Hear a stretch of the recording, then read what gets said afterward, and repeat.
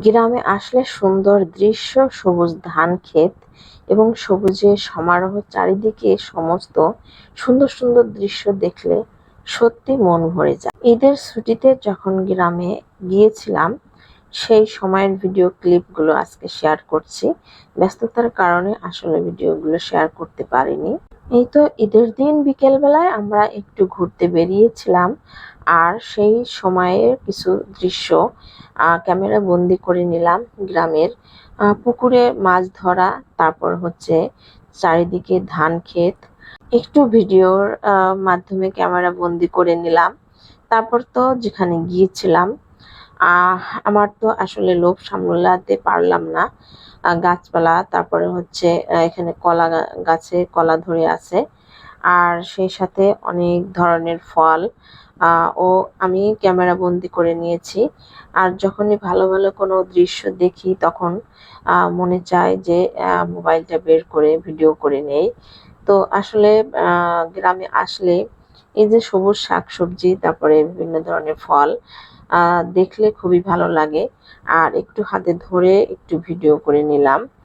আর কিছু কিছু দৃশ্য আছে যখন অটো কিংবা রিক্সায় বসে থেকে সেই ভিডিওগুলো খুবই সুন্দর করে নেওয়া যায় না।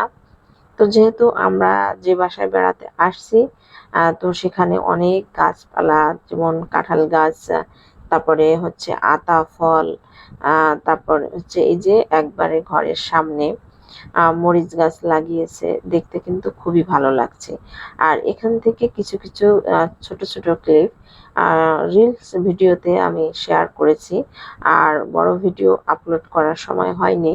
তো আজ আমি ভিডিওটি এডিট করে তারপর হচ্ছে ভয়েস দিয়ে আপলোড করব এবং আপনাদের সঙ্গে শেয়ার করব।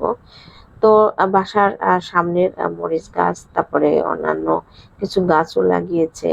এই যে অনেক বড় একটা গাছ, এটা হচ্ছে তেজপাতা গাছ।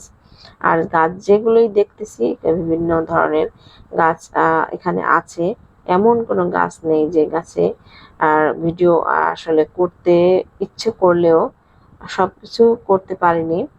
তারপর নারকেল গাছ থেকে শুরু করে বিভিন্ন ধরনের ফল, আমড়া, পেয়ারা, বেল গাছ, সবকিছুই রয়েছে।